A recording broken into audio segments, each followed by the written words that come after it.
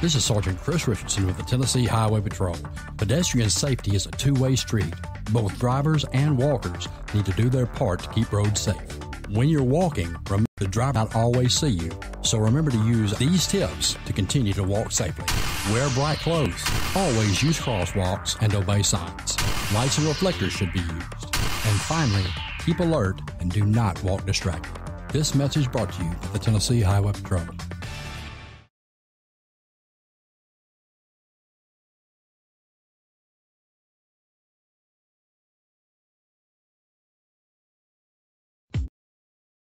CJU's Appliances, located at 3530 Jackson Avenue here in Memphis, Tennessee. Call them at 901-487-7882. CJU's Appliances have the best prices in town. Sales and service, heating and air. Also the best appliances you'll find anywhere in the Mid-South. Refrigerators, microwave stoves, washers and dryers, deep freezers, dishwashers, whatever you need in used appliances. And folks, I'll tell you, they're the best used appliances anywhere you'll find. That's CJ Used Appliances, 3530 Jackson Avenue. All appliances come with warranty. You can call them at 901-487-7882. Again, 901-487-7882, CJ Used Appliances.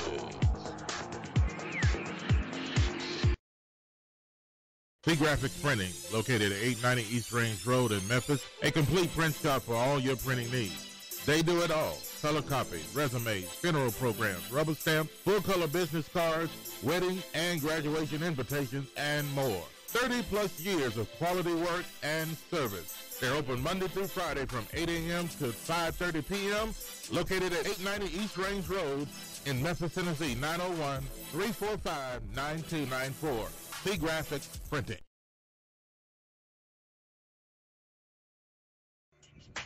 CNS Motors Auto Sales, located at 2508 Summer Avenue, here in Memphis, Tennessee. Call them at 901-323-8778.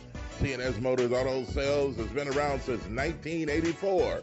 Go by and see Chris today for some of the best pre-owned and used vehicles in the city. They have SUVs, minivans, cars, trucks, whatever you're looking for in pre-owned used vehicles. Hey, you can find it right there at CNS Motors Auto Sales. See Chris since 1984. They will treat you right. Call them at 901-323-8778. That's 901-323-8778, 2508 Summer Avenue, CNS Motors Auto Sales.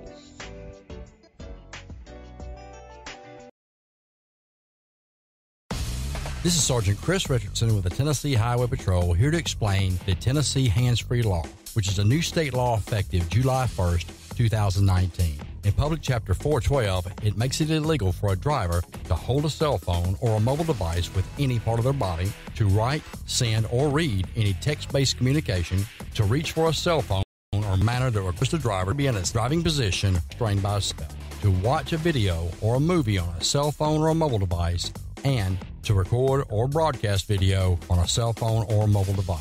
So, can I still talk on my cell phone while driving? Yes. A driver is permitted to use an earpiece, headphone device, or a device worn on a wrist to conduct a voice-based communication. The driver may use one button on a cell phone or mobile device to initiate or terminate voice communication, and voice-based communication may also be used to send a text message. Learn more at handsfreetn.com.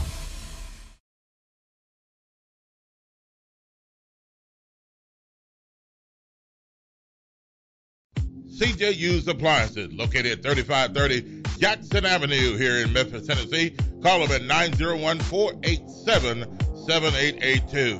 CJ Used Appliances have the best prices in town. Sales and service, heating and air.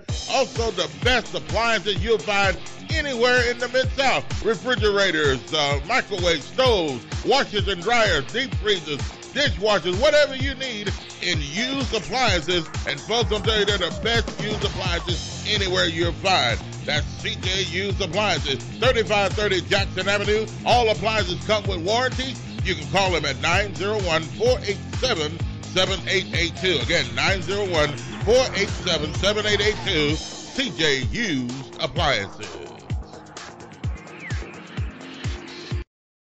See Graphics Printing, located at 890 East Range Road in Memphis, a complete print shop for all your printing needs. They do it all. Color copies, resumes, funeral programs, rubber stamps, full-color business cards, wedding and graduation invitations, and more. 30-plus years of quality work and service. They're open Monday through Friday from 8 a.m. to 5:30 p.m., located at 890 East Range Road in Memphis, Tennessee, 901-345-9294.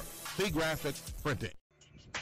C&S Motors Auto Sales, located at 2508 Summer Avenue, here in Memphis, Tennessee. Call them at 901-323-8778. C&S Motors Auto Sales has been around since 1984. Go by and see Chris today for some of the best pre-owned and used vehicles in the city. They have SUVs, minivans, cars, trucks, whatever you're looking for in pre-owned used vehicles. Hey, you can find it right there at C&S Motors Auto Sales. See Chris since 1984. They will treat you right. Call them at 901-323-8778. That's 901-323-8778. 2508 Summer Avenue, C&S Motors Auto Sales. This is Sergeant Chris Richardson with the Tennessee Highway Patrol, here to explain the Tennessee Hands-Free Law, which is a new state law effective July 1st, 2019. In Public Chapter 412, it makes it illegal for a driver to hold a cell phone or a mobile device with any part of their body, to write, send, or read any text-based communication, to reach for a cell phone or mobile device in a manner that requires the driver to no longer be in a seated driving position or properly restrained by a seatbelt, to watch a video or a movie on a cell phone or a mobile device, and to record or broadcast video on a cell phone or mobile device. So, can I still talk on my cell phone while driving? Yes. A driver is permitted to use an earpiece, headphone device, or a device worn on a wrist to conduct a voice-based communication. The driver may use one button on a cell phone or mobile device to initiate or terminate voice communication, and voice-based communication may also be used to send a text message. Learn more at handsfreetn.com.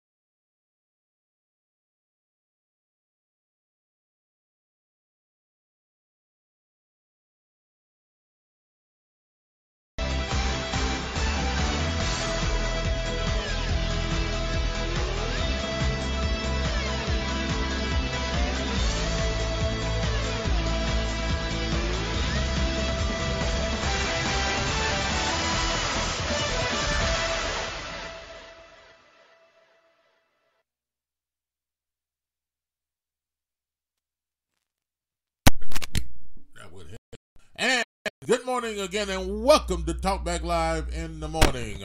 It is now 8:09. Is that 8:09? Mm-hmm. 8:09, 9 minutes past the hour of 8 o'clock Central Time, and a very pleasant good morning on a Tuesday morning.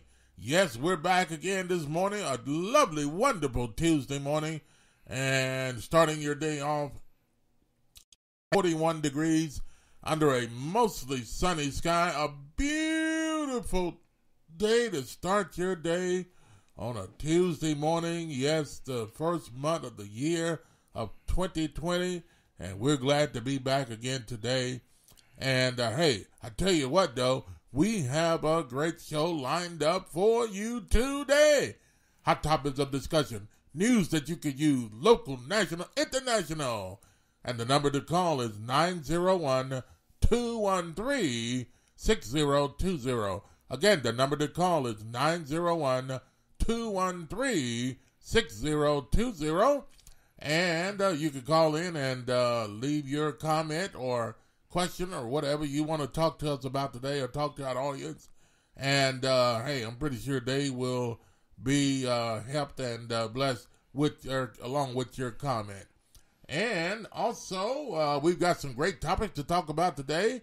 And, hey, I tell you what, good morning, Josh. It is another day. Yes, sir. Another day in 2020, man. Definitely appreciate y'all for tuning in, for watching, for listening, wherever you may be, however you may be checking us out, man. We definitely appreciate that. Whether you're listening live on the Spreaker app, which is Preaker, we are live and in living sound on there. Yes, indeed. It's a free download. Also on your desktop, computer, all of that stuff. Just search for TalkBackLive and you can listen live. Also watching us here on Facebook Live as well on our 3 Facebook pages that we are currently streaming on as well, man. So we appreciate all of that. Also, those of you that may be listening sometime in the future on the podcast, whether that is Spotify or Google Podcasts or the iHeartRadio app, we appreciate you guys as well. Also, follow us on social media, Twitter at TalkBackLive, as one word, at TalkBackLive. Also, Facebook, facebook.com, TalkBackLive with Bob and Josh, like our Facebook page there. And also, WTBL, Talkback Live Network on Facebook, and Talkback Live Network on Facebook as well. So those are the ways you can reach us on Facebook and Twitter and everywhere else and keep up with all things Talkback Live. All right. And I tell you what, Josh, that I guess that leaves everything out there. We got everything covered there. Yeah. And folks, you want to keep it safe this morning as you're traveling around. And we'll keep you up to date. Well, as anything comes up, what's going on right here on Talkback Live. All right, Josh, let's get it on. Let's get it on indeed.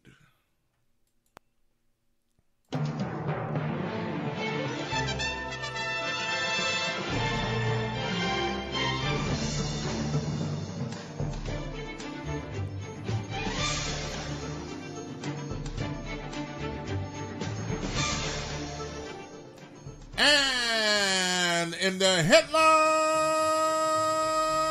today, we've got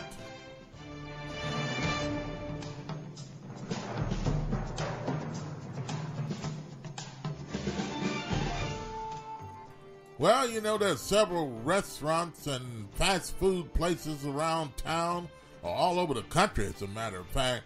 And I guess you have to pick which one is yours or the best one that you go to. Well, today we're going to be talking about one of those fast food joints or whatever you call them. And some things that went on there. And you want your opinion on what you think about the whole situation. Well, it just went down crazy to me. But, well, let's talk about it. Josh, we have a story this morning out of Burger King, of all places. Yes, sir, the king. The king of burgers, they say. And but Burger King is having problems with customers, or customers having problems with Burger King. Well, this particular one anyway. What's going on with this story? Well, that's a great question, because I guess it depends on who you talk to when you hear about this situation, man. Yeah, but, there you go. You know, most people, when you go to these fast food restaurants, we tend to have a problem with customer service in general. You know what I mean? It's kind of one of those things you expect to a degree, especially depending on the part of town you're in. But you don't usually expect for a gun to get pulled on you by the employee of said store. Well, I mean, that's only an accusation now. Yeah, that's allegedly. Allegedly. This is what happened. So, but hey, you never know what's going on these days and who's working behind the counter. So you better be nice to these people when you. I'm telling you, and they literally almost said in the story, man, hey, if you don't want no problems, don't come up here with no problems. So I don't know what that means, but all I know is it was a pretty crazy situation that led to the arrest of one of the Burger King employees in the store, and a pretty wild scene, man. So we got the story here. And I guess that picture is a Burger King employee. Yes, that's the one that had the gun. Yeah, well, allegedly. Again, and that's was mighty rough there. Well, it's a mugshot. Okay, it's mugged. All right, let's go on. Move on. What you got? Okay, but yeah, we got the story here, and we can play it for you. All right, take a listen to this, folks, and we come back. Tell us what you think. And phone lines are open, 901-213-6020. Take a listen to this.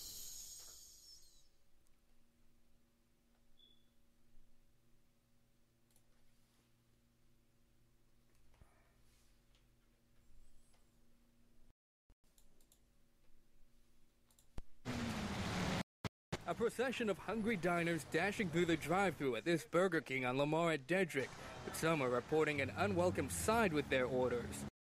Act like the customer owe them, when it should be better customer service. And based on the account police are giving, the was downright scary Wednesday afternoon.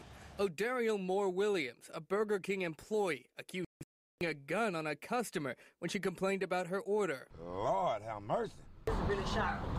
This is like one of the first shocking things I've heard for 2020. Around 1 o'clock, the victim tells us she was in the drive-thru when she told employees she was being charged too much for her meal. What allegedly followed, a profanity-laced tirade from Moore Williams, although Burger King employees have a different account. The customer came in here acting a fool, you know, this is black. This run by black people, you know, we ain't having it. The victim tells police she eventually drove around to the front of the business, and there were 4 employees waiting for her, rushing to her car and yelling. She claims she pretended to reach for something in her car, and that's when Moore Williams pulled out a black handgun and pointed it at her. We were still on the inside. She came back in the inside store and stuff, kept talking. And my boss asked her to leave. She would not leave. Did you see anyone pull a gun on her? No. Police arrested Moore Williams and charged her with aggravated assault. In her mugshot, you can see she's still wearing her black Burger King uniform. There's some ways to handle things, and I think that management or somebody above management need to go just sort of screen their workers to make sure that they know how to handle things. But at least some Burger King employees think it's the customer who was out of order this time. If you come with problems gonna follow you. That's what you're gonna get. Well, there you go, folks. What do you think? 901-213-6020. A gun was pulled by a employee of Burger King, they say. But then, that's a alleged thing that they said there. But who do you believe? Gun pulled or not pulled? Why would an employee want to act in such a way, or the way they said they acted? And one part of the story says that 4 employees ran out. This is what the lady said. Mm-hmm. 4 employees ran out to her once she went around Burger King and ran out to attack her. And one pulled a gun on her and that type of thing. So, my goodness, can you not go to a burger place and just do the right thing? Can you order right? Or can an employee act right and act the way they're supposed to behave when they're serving customers? So, so here, here's a question I have. Yeah. And there's several with this story because, again, now the police must have believed something the lady said, and they took the lady in from Burger King, like you say, to arrest her for whatever. Something was, at least enough was done by her to get arrested, and maybe they believe the fact that she did pull a gun. Plus, I don't think it would be that hard to find out. Well, let me ask you, do you think, according to this story, do you believe she was capable or she pulled a gun? Yeah, it's hard for me to say, but I'll put it this way. It won't be that hard to find out. Okay, now you're talking about an employee now. I know. Okay, how, what? And have a gun on her at work or in a purse or in her pocket, or or is that? I mean, wow, that's that happens. That's getting very, very dangerous to know that an employee at a Burger King or something would carry a gun to work. Why? Well, look, hey, like we talked about yesterday, people are scared for their lives. Oh, come on. So she's probably legally carrying that weapon. No. She's back there cooking fries. She's frying burgers and all the other things and hash browns and whatever they do. Yeah, Whoppers. They do Whoppers and all that other good stuff. Yeah. So she needs a gun to be back there frying or taking care of customers and waiting on them and ringing up at the restaurant. What is she going to do? Somebody comes in and then they say something to her. Like somebody said yesterday on the show, if you have a gun, then when somebody says something to you the wrong way, then 9 times out of 10, just because you have that gun, you're going to pull that gun just because you didn't like what they said. If you don't have the gun, you're not going to pull the gun because it's not there. Well, but why would a person come, even at the cash register or frying the burgers or fries or whatever, why would they want to have a gun in their possession at a Burger King or any place for that matter? Well, first of all, they were on Lamar. But they're going to shoot some. It doesn't matter where it is. Lamar Avenue. All right, we're on Lamar. I got to have a gun. All the employees bring your guns to work at Burger Kings and McDonald's when you come to work, because you're going to need it on Lamar Avenue. Yes.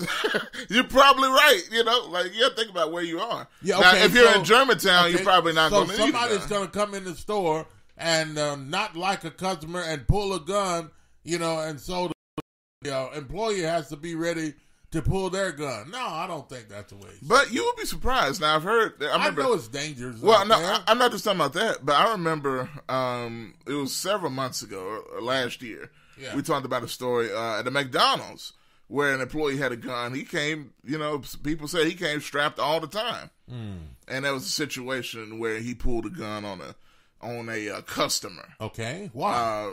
He claimed just because he had it. Well, he claimed it was self-defense. Self-defense. If he only pulled that gun because it's easy for him to do it, he had it.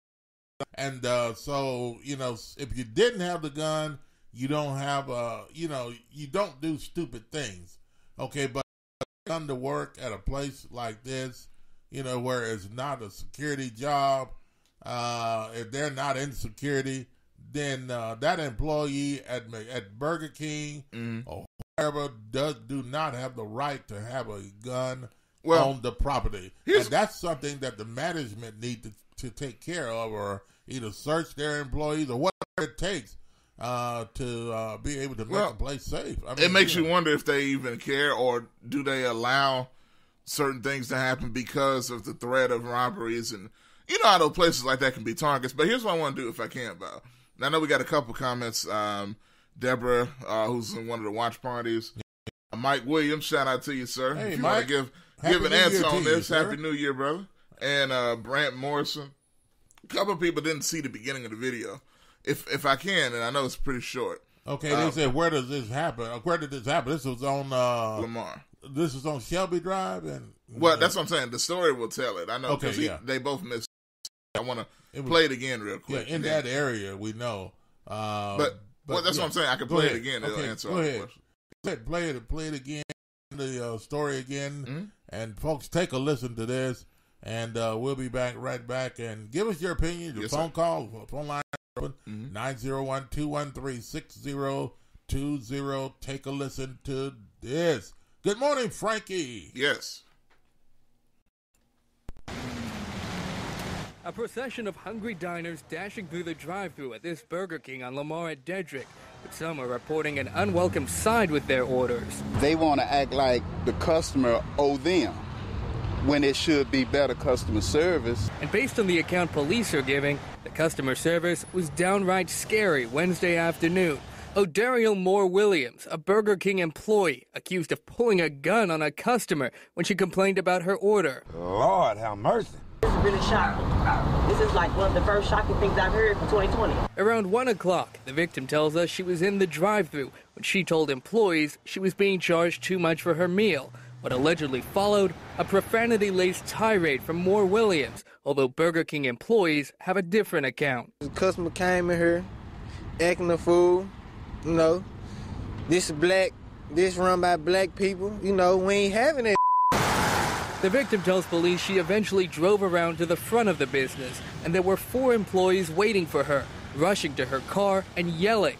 She claims she pretended to reach for something in her car, and that's when Moore Williams pulled out a black handgun and pointed it at her. We were still on the inside. She came back in the inside store and stuff, kept talking. And my boss asked her to leave. She would not leave.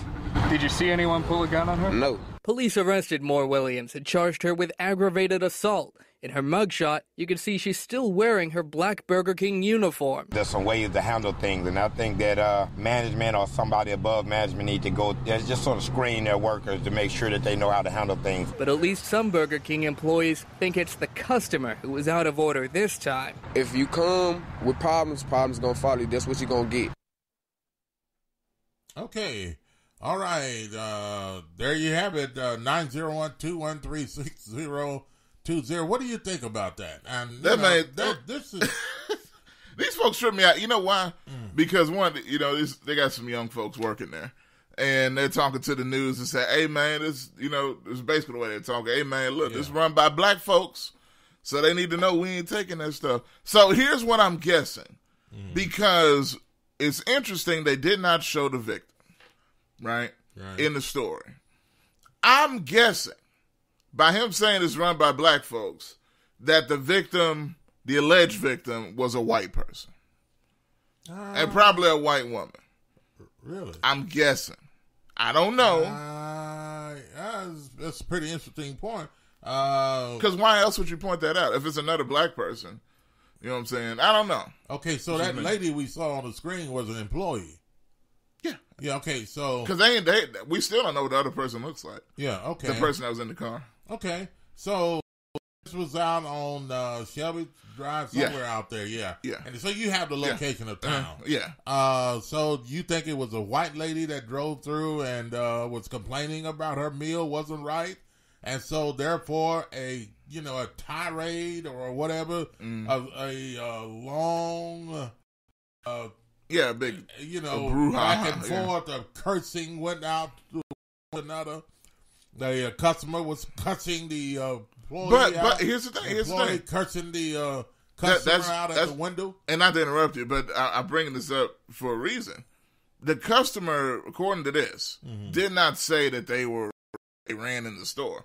Now, the people at Burger King, which this is multiple employees here, saying that she came in the store starting stuff.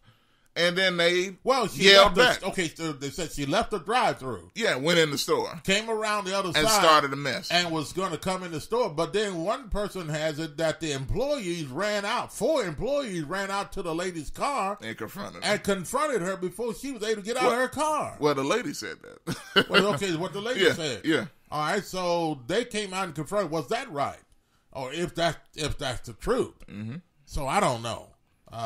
There's some stuff up in the air here, but it's interesting all around, though. So this guy makes a statement. This is owned by black people. You know, we're not going to take that type of stuff down there or whatever. He said, but so you think by him making that type of statement that it probably was a white person or a white woman that came through and started all the, the cursing and all that other kind of stuff back and forth with the employees. Well, that could be a case, but then again, black people always have problems with each other. It don't take strike up a match. Black people ready to kill each other. But at any rate, 901-213-6020. Do you believe that this Burger King or this customer or the management at this place acted in a way where they should have behaved as a business? So I mean, customers are going to come and they're going to be customers, but we are trained. If you're in the workforce, we're trained that you are to satisfy. Well, that customer started cursing at me. Well, it doesn't call for you as an employee to start cursing back at the customer. Yeah, the customer, yeah. You know, and so there's a lot of things that an employee takes from the customer that the customer cannot do to that the employee cannot do to the customer. Yeah. Now, here's the thing, and I agree with you. To me, I feel like what could settle this whole thing is if they have some footage. You would think, y'all know these places have all sorts of surveillance. You know, cameras outside, cameras inside. You know what I'm saying? Good morning to Lessa Franklin. It's been a while. Yes. Yes, sir. Yes, go ahead. But yeah, there's cameras outside, inside, you know, these places. So, I mean, I would think, you know, this should tell who's telling the truth and who's not. Yeah. You get what I'm saying? Right. Like, I mean, exactly. because there's two drastically different stories. Okay. You got one, just to finish, like, because we just talked about it. One, that they say the employees came out and confronted the car. Now, if there's cameras out there, they would be able to catch that. Yeah. Well, on the angle of the cameras. They can look. I mean, you can clearly see if employees came running out the front door. Yeah. And then you could see if the customer came running in the front door. Okay. That's easy to tell. And then the fact of the gun, right? But it's simple. Like if she pulled the gun, either she did or she didn't. Right. And the camera's gonna catch if she did or she didn't. Yeah. So they need to pull that up. But do you think that the police department looked at the cameras or and saw that what the employee did was the wrong thing to do, and that's why she was taken to jail? Yeah, they saw something, evidently. They must have seen something there. Enough to arrest her. So I don't know. And is she still in jail? I don't know. So does anybody know if this person still in jail? Let us know what's going on with this particular person. So, but at any rate, as an employee, our job is to satisfy the customer. But no, there is no buts. There's no retaliation. No retaliation. No retaliation whatsoever toward a customer. If they come, they say something to you nasty in the drive-thru. You don't say nothing. You be nice and say the nice things to them. And if they continue to say nasty things to them, hey, you don't have to stand there with the window open. Take their order, the window closed, and continue to work on the next person and move them along. You know, the Bible says the soft answer turns away wrath, but grievous words stir up anger. So if you have two dogs barking at each other, what are you going to get? Both dogs are going to keep barking until somebody shut up. Yeah. So it's the same thing here.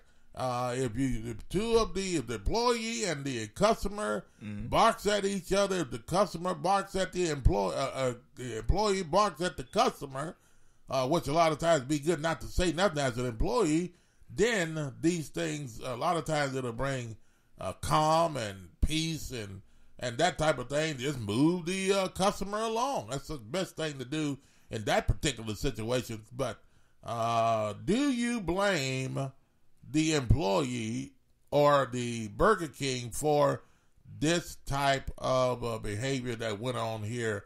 And what do you think, what kind of behavior it was? What do you think?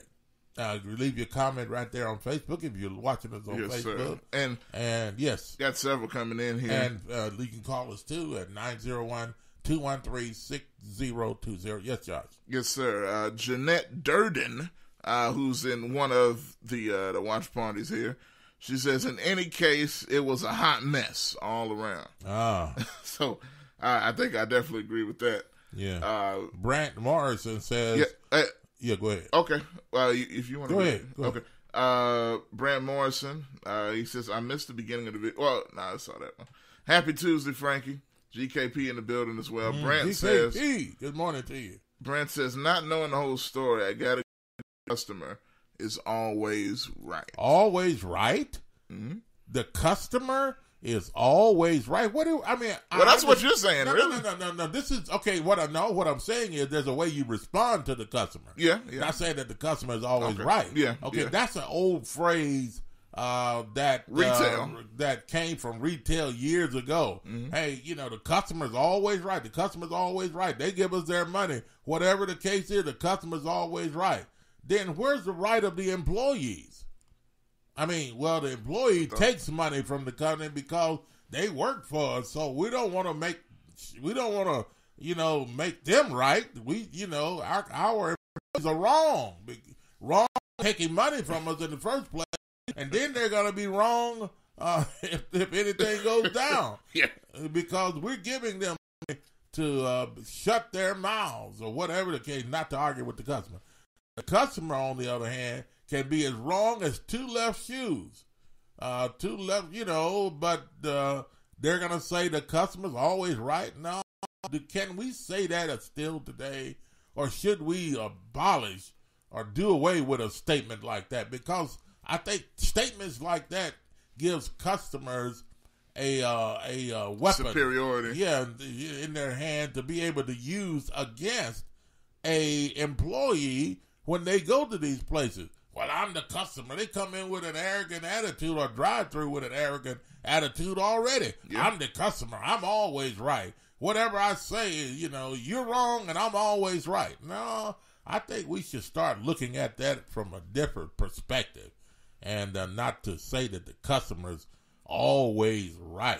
I mean, if I go through a drive-through, as a customer, I want to be treated fairly, but at the same time, I, as a customer, should treat that employee fairly because they're working there.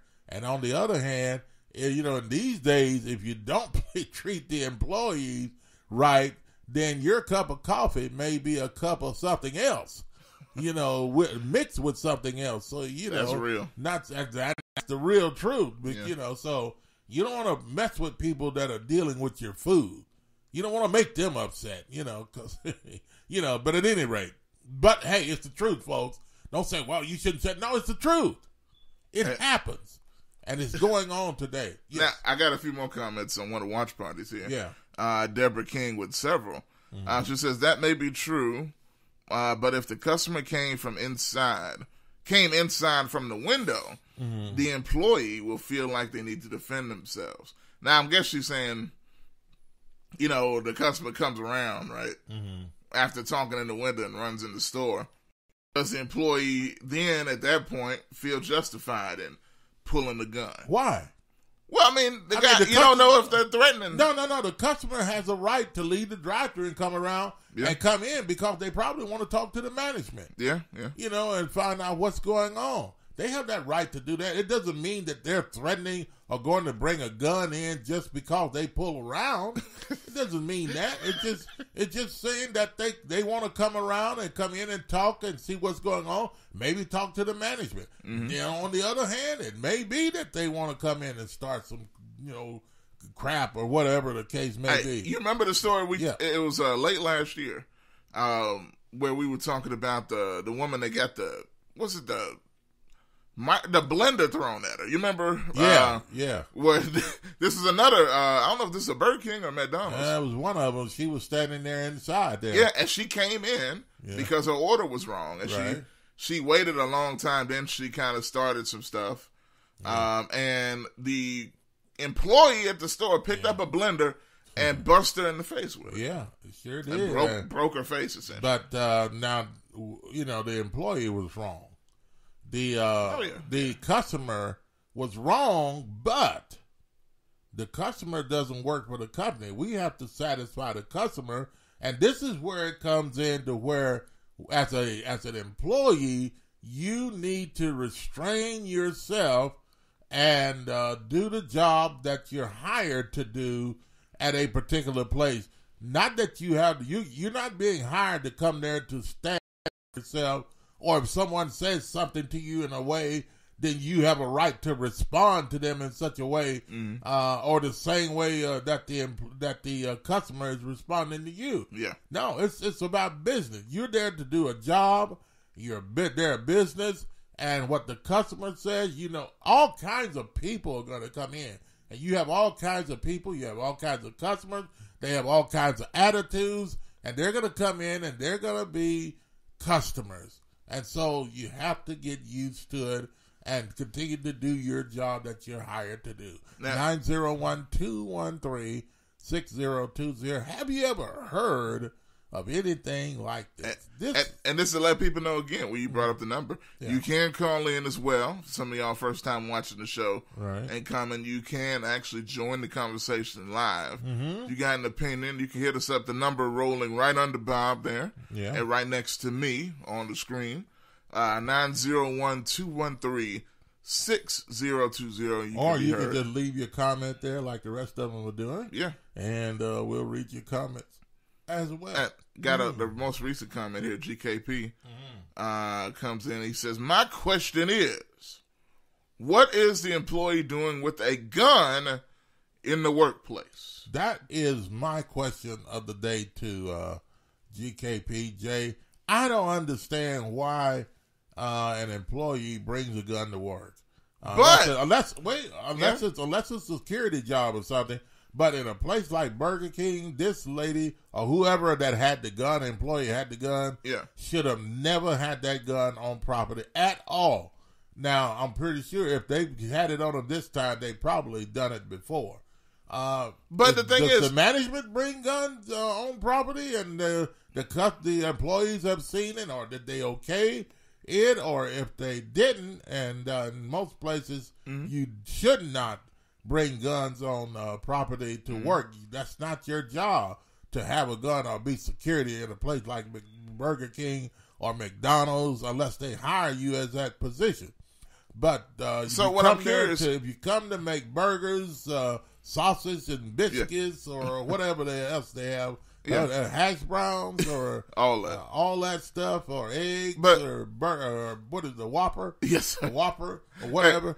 Then you're there to do that. You're not there to bring your gun to work to shoot somebody, to rob, or to go hunting. Neither one of those. But look, here's the thing. You don't have a right to have a gun. I got to jump in now. Why would they bring a gun? It doesn't make sense. I'm an answer. Yes. Now, what I'm saying is, I think, and y'all can correct me if I'm wrong, I believe with the legal carry law, you know, I mean, if you're licensed to carry, you know, hidden, concealed weapon, whatever the case is, shouldn't that mean you can carry it to work? Well, I mean, because I'm guessing, I know the workplace usually has their own regulations. Yeah. But can that apply to guns? Because I've heard of multiple occasions at these fast food restaurants where people come to work regularly with their strapped with the gun. So I'm wondering, is that a good thing if that's legal, and is it true? Yeah. Can they just go in the office or Burger King or McDonald's or Waffle House or Applebee's and walking around with a strap? Yeah, she's there to fry burgers. Okay? Well, that's true, but she don't need no gun. It's a self-defense mechanism. She don't need a gun hidden away for what? Somebody's gonna come in and rob. She wants to be the hero or something. Yeah. No, she don't. There was no need at all for her to. Now, if it's her property, okay, if she's the owner of that property, and she wants to come in carrying her gun legally, or illegally, or have a gun on her, that's her business. But that business doesn't belong to her. She is coming to Burger King as an employee. Somebody Burger King hired to come in to do a job that they've hired her to do, and they didn't hire her, or this employee at Burger King, they didn't hire them to come in wearing a gun. That's not the uniform. Okay? I mean, that's true. The uniform is not coming with your pistol. If you want to have your stuff on you, then leave it out in the car or something, in the glove box or wherever you have it, you know, so you can have it on you when you leave or whatever the case may be. But when you come in your place of employment, that place doesn't belong. Unless you own that place, then you probably have the right to come in carrying your gun because that's your business. Yeah. But if that's not your business, you don't own it, you come there to work, then you need to come to work and not bring your gun with you because that place doesn't belong to you. So, in your thoughts on that, and I got another comment here, and I want y'all out there to answer this also. Yeah. Should people be allowed to bring a gun in the workplace, period? In any situation. I think Bob actually answered that question there. Yeah. From his thoughts on that. But do you think in any situation at all, should people be allowed, especially in a public place like that, where you're serving other people, you're constantly walking in front of people and stuff like that, should people be allowed to carry their weapon concealed or open. You know what I'm saying? And as much as there's a big gun conversation, I've seen a lot of people carrying. Okay, now here's the thing: if I'm going to Burger King and I have my weapon concealed on me, right? Mm-hmm. Then why would I bring my weapon knowing that I'm coming to fry French fries and burgers and eggs and all that, and I have my weapon on me? Why? For what reason? Okay, and then some people may say, hey, that person came in here yesterday and said what they said. Don't bring my gun today. I would now let them come in here and say something. I'll show them who's who. That's the reason we should not be allowed to carry guns in the workplace and then at these Burger Kings and places like it. No, absolutely not. You don't need a gun. Why? For what reason? That's not what you're hired to do. If I'm talking right, let me know. Or if I'm talking wrong, you let me know. Maybe you can explain something to me why it is okay or why it should be okay for an employee to carry their gun into a workplace, like a restaurant or Burger King or McDonald's or a, let's even say like a Dollar General or something. I'm just saying. We're picking certain spots. These, what is the name of those other dollar stores? Dollar Tree. Dollar Tree. Fred's. Do you think it's okay or Family Dollar? Family Dollar. I think it's okay to carry a gun into these type places, even though they get robbed all the time. It all depends on where they are. But, be able to carry a gun and fight back. At Burger King, this lady, I don't know. I think it was wrong.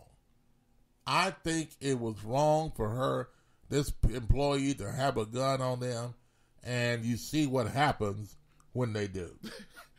Okay. See, I knew somebody.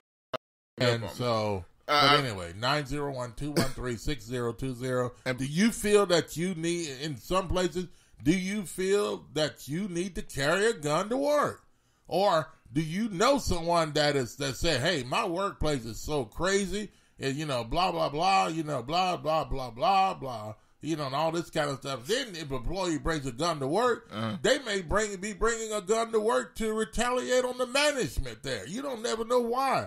What they're going to do with their guns when they bring them to work, or another employee. But all it takes, if I have a gun in my pocket, yes, sir, and I don't have a good attitude, and somebody comes to the drive-through window, and then they say something or call me a name or something I don't like, then, it's very easy for me to pull out my gun because I have it on me. Now, can I ask this question? Yeah.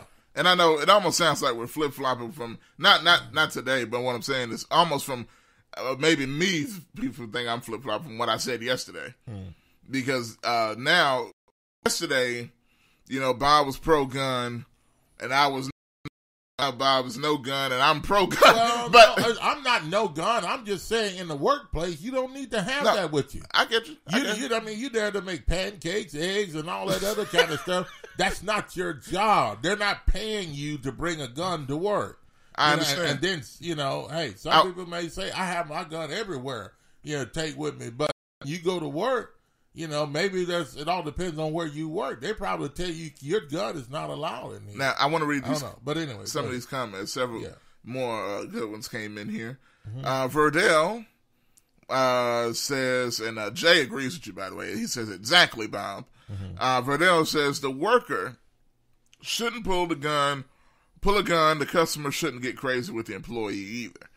GKP says, no, sir, Josh, you cannot have a weapon in the workplace unless you're security. And most of them don't have guns. Yeah. Which is true. They have flashlights and pepper spray. Period. Hey. The Barney Fifes. I don't know about that. Not these days. I don't know about, I know they do, but what good is security these days, folks? You ain't got no gun. You don't have no gun. I mean, come on now. You talking about being at a disadvantage. Yeah, I'm talking about at a place like this, you standing around and they see you out there and you don't have a gun, and then, what are you going to do? You going to dare them to come in and do something? Well, if they come in with a gun, what you going to do? What does that security officer do with no gun? He's essentially Just another person. He's an officer, but he's not securing. Yeah. Take security off of the name. He might as well not even have the uniform on at that point. Also, Jay says, no, sir. Then he says, Josh, you starting to sound like that senator from yesterday. Just arm everybody with a gun. See, that's what I'm saying. I knew somebody would bring that back up on me. Brent Morrison, he says, I take my pistol everywhere except my workplace.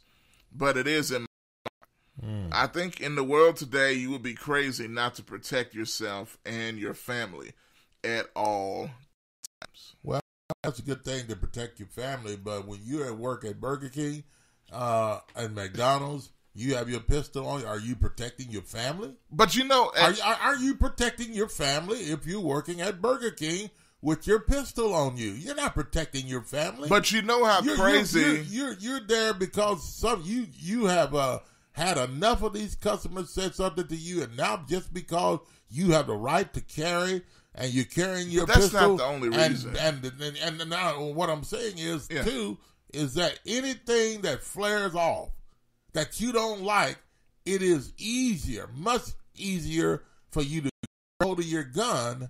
That's true. Than it is not to grab a hold of the gun if you have your gun on you. It's much easier to grab it, and people can get in trouble very easily by having their gun readily available to them. I agree, and that's why, like I was saying yesterday, as far as the mindset of people is very important. Mm-hmm. Now, that being said, I think it's interesting when Brent talked about the climate of things today. Vincent Turner, Atlanta, Georgia, thanks for watching. Yes, sir. Okay, go ahead.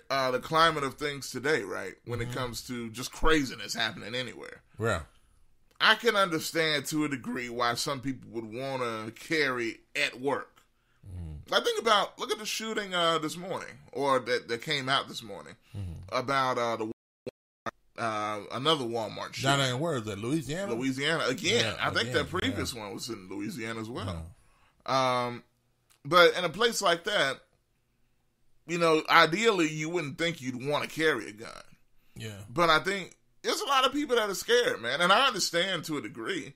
I think some are a little overboard. But can you understand some people would want to carry one now as opposed to back? What do you think? Honestly. Yeah.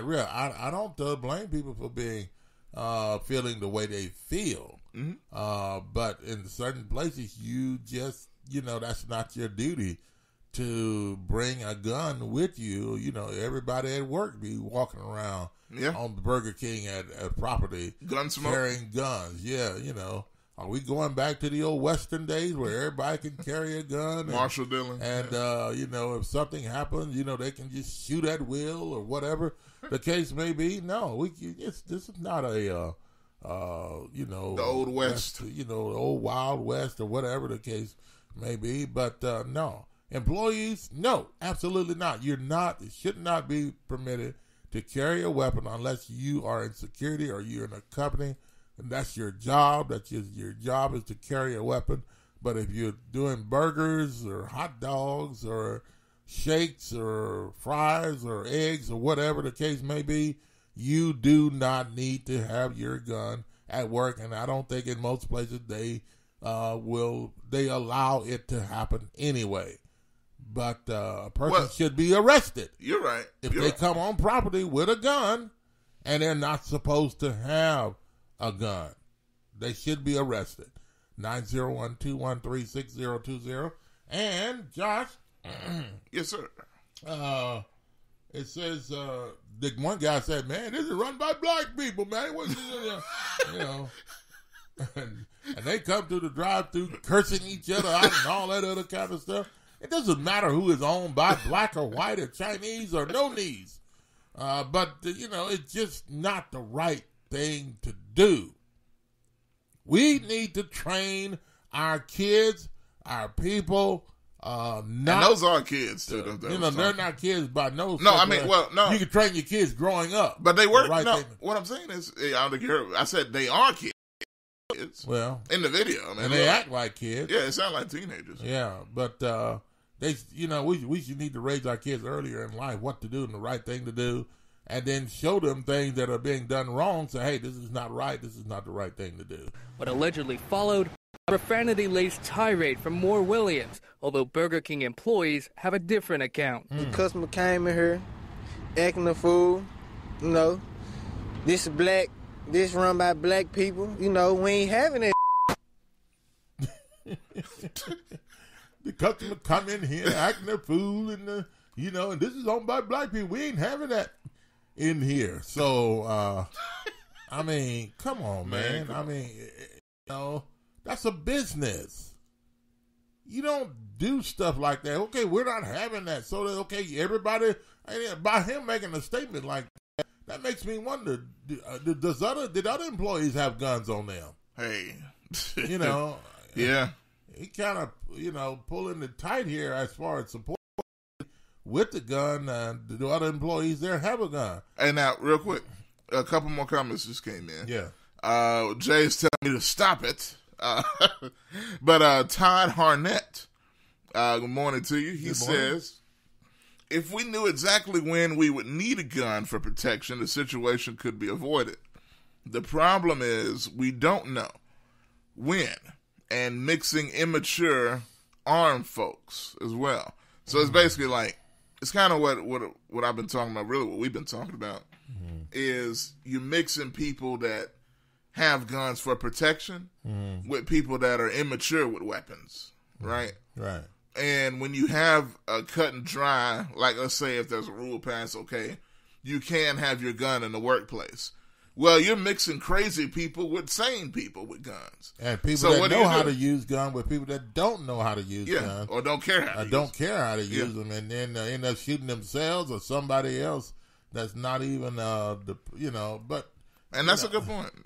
Listen, folks, if you're there to do a work at a business, they hired you there to do a work, that particular work only. They didn't hire you to be a security officer. If they didn't, then you need to do the job that they hired you to do. Now, here's another question. Brant Morrison, to your point. He says, I agree that carrying a weapon at work could cause problems, but I also think a gun at workplace with a responsible owner could save a life or several. Walmart is a prime example. That's what I was talking about. If you remember when the people were killed that were just standing there at Walmart by this guy that came in with an AK and automatic, a lot of people felt, and I remember at the time, people were feeling like if you were able to arm employees, maybe they could have responded. Was that a security officer that shot the guy, or was it a regular employee at that Walmart, though? No, I mean, he didn't get shot because nobody shot him. That's what I'm saying. They're saying if somebody would have been allowed to have a gun, then maybe somebody could have responded. Okay. Well, including employees. But there's a line there. Even I understand that. Well, I mean, if they have security in those places, those are people that should be required to carry in those particular places. Not everybody walking around with a gun concealed or on their hip. Yeah. That's not a good look. Can you imagine all the people coming into Walmart? Customers got guns on them in their purses, and employees walking with guns on their hips and in their pockets and all that other kind of stuff. That, that's not what it's all about. Call from James. James, welcome to the show. Good morning on a Tuesday. What's up, James? Hey, how y'all doing? Doing great, man. How you doing today? Hey, I don't think that I don't know why they put that young dude on television like that. Yeah. Well, I mean, he came, I guess they say, hey, who wants to talk? He said, me. I got you. Yeah. Hey. But normally, they used to get on the news for always finding the worst person, in the crowd. Because it made such a bad, made black people look so bad, and it's like they were deliberately doing that. That's true. Yeah, and I agree with you, James. I think they do that more often than we probably realize. I think and sometimes they end up, there being educated persons or people here, and then they go over and look around for somebody that looks like they educated and they listen to people talk. And if they sound like crazy or something, then they employ the news and say, hey, get this guy over here.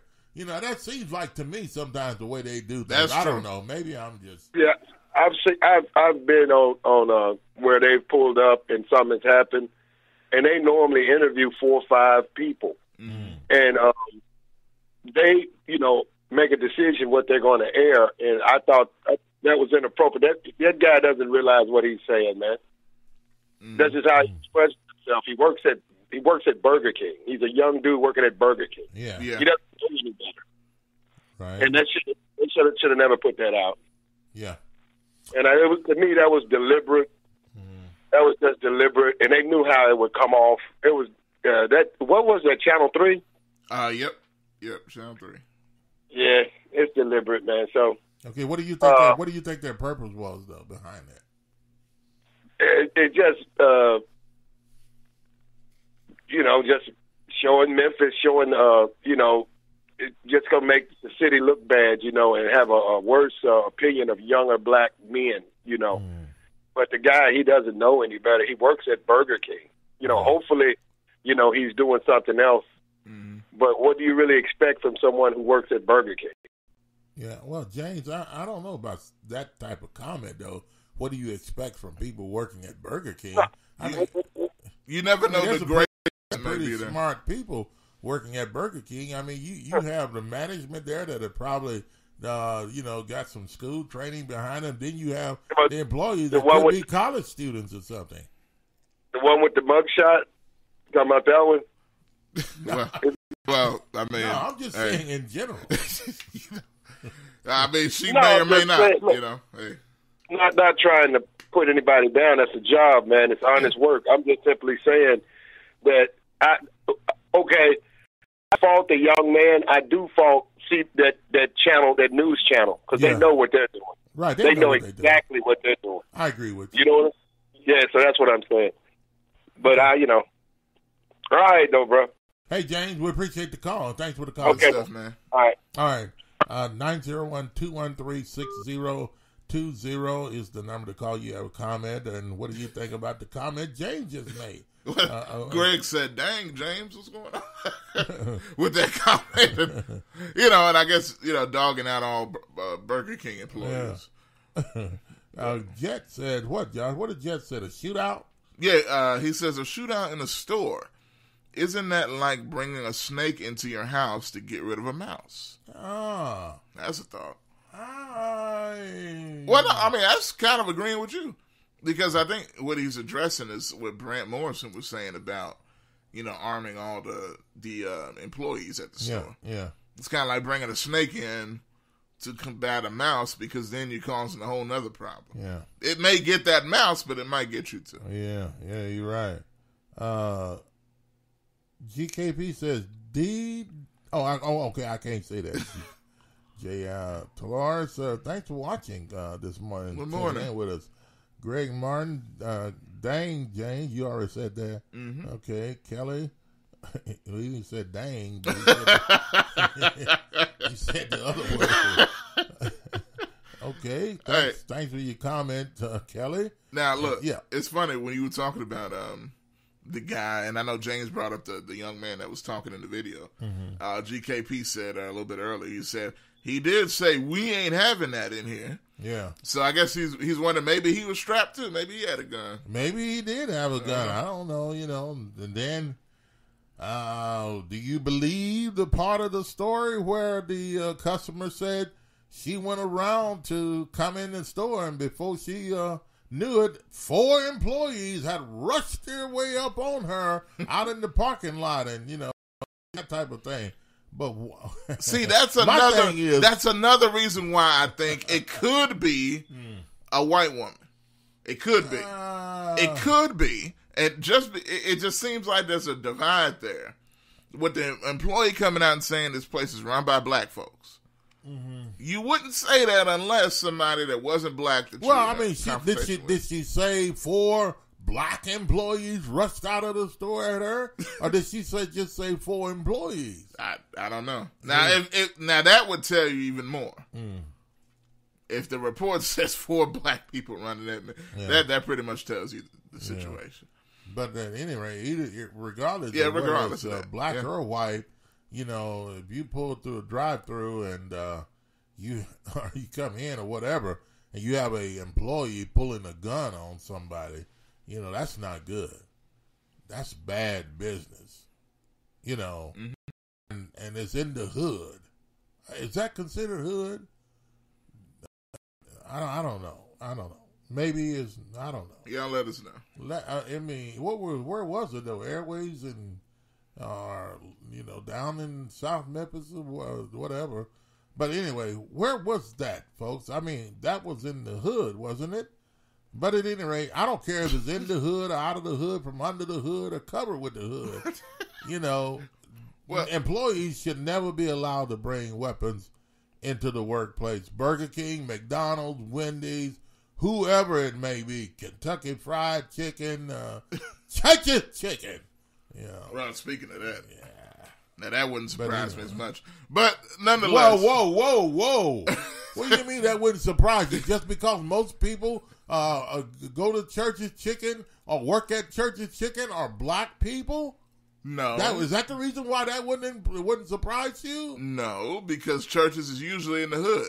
You ain't gonna find churches in certain areas. You don't think there's a Church's in Germantown? A Church's Chicken in Germantown? No. Look, the closest they're gonna go is KFC. KFC has been... It's probably everywhere, yeah. Yeah, it's been accepted. And even Popeyes to a degree. Popeyes may come close. They'll let them come a little closer. Yeah. But they won't let them come in like KFC, Germantown, and all them other KFC places. KFC is in there. Yeah. But...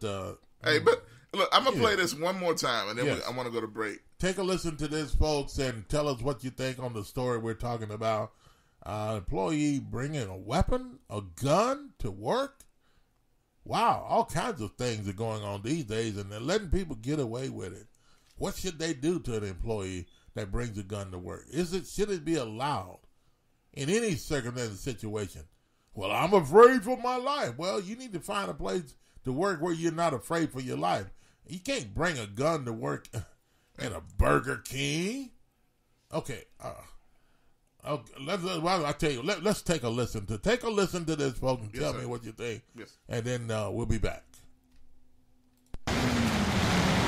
A procession of hungry diners dashing through the drive-thru at this Burger King on Lamar at Dedrick, but some are reporting an unwelcome side with their orders. They want to act like customer owe them when it should be better customer service. And based on the account police are giving, the customer service was downright scary Wednesday afternoon.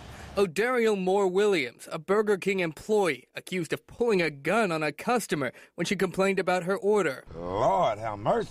This is really shocking. This is like one of the first shocking things I've heard for 2020. Around 1 o'clock, the victim tells us she was in the drive-thru when she told employees she was being charged too much for her meal. What allegedly followed, a profanity-laced tirade from Moore Williams, although Burger King employees have a different account. The customer came in here, acting a fool. This run by black people. We ain't having that. The victim tells police she eventually drove around to the front of the business, and there were 4 employees waiting for her, rushing to her car and yelling. She claims she pretended to reach for something in her car, and that's when Moore Williams pulled out a and pointed it at her. We were still on the inside. She came back in the inside store and stuff, kept talking. And my boss asked her to leave. She would not leave. Did you see anyone pull a gun on her? No. Police arrested Moore Williams and charged her with aggravated assault. In her mugshot, you can see she's still wearing her black Burger King uniform. There's some ways to handle things, and I think that management or somebody above management need to go, just sort of screen their workers to make sure that they know how to handle things. But at least some Burger King employees think it's the customer who was out of order this time. If you come with problems gonna follow you. That's what you're gonna get. Okay, did you see that one guy that had crumbs in the corner of his mouth? Oh no, come on. Yeah, he had crumbs. Like he was eating something. Man. He had crumbs. Man, I mean, they showed him on the camera. He had crumbs in the middle of the side of his, the corner of your mouth where you eat at. And I don't know what was. Maybe that was a toothpick. I don't know. But anyway, folks. Now, was it the man that said, "Lord have mercy"? I don't know. No, it wasn't him. It was later on down. He had glasses on, a black guy. Looked like he had, eating sausage and biscuits. Some of the biscuits stuck in the corner of his mouth or something. Oh, man, that's an employee. It's an employee? Yeah. He was eating on the job. But, I don't know. Was it right, folks? Is it? There he is right there. See that biscuit in the corner of his mouth? Anyway. Oh, yeah, that's the man that said, Lord have mercy. Oh, that's the man that said, Lord. So okay. they called him when he was eating his lunch, probably. But anyway, folks, oh, man. It's not funny. No, that's funny. Yeah, that is, yeah. But, for any employee to bring a gun to work, they should be punished. They should not be allowed to bring it to work unless that's their job. Lord have mercy. Yeah, thank you very much. Unless they're a security officer or that's a security place or they come as a security officer at that particular place to protect that place. And then, but working in the back, as far as Burger King, you're working for Burger King and you're cooking the food and you meet customers and the thing that, as they said earlier, customers are always right. I don't kind of buy that in a sense anymore, as the customer is always right. The customer needs to respond in a nice way as well, but it doesn't. It shouldn't allow any from a employee if a customer don't respond in the right way. We need to train the employee to respond in the way to where they will not argue or curse or get into a swearing match with the customer. Just let the customer be the customer. Get them in. Get what they're supposed to get. Get it to them. Get them out of the way. That's what it's all about. But as long as you arguing with that particular customer, the longer that customer is going to be in your face. That's true. And the problem is going to be there longer and longer, and it's going to end up turning into something else. And it's usually not going to be in your favor. Yes, usually not going to be in your favor because Burger King says, hey, I'm not of the person that bought a chicken and biscuit. Paying us money. Sausage and biscuit or that's true. Or whatever that's paying their money and helping me get rich rather than helping you get rich, because I'm giving you money as an employee. So Burger King in a lot of cases not going to be on the side of the employee. That's sad to say, though. It's very sad to say. I got this comment here. Yeah, 901-213-60. Go ahead. Jet says, Brent says that's hilarious when we were talking about the chicken places. Oh. And Jet says, no one black is ever referred to as the victim. They'll constantly call them the customer. Or, if the name is Aquanisha, they'll repeat that over and over. Oh, my God.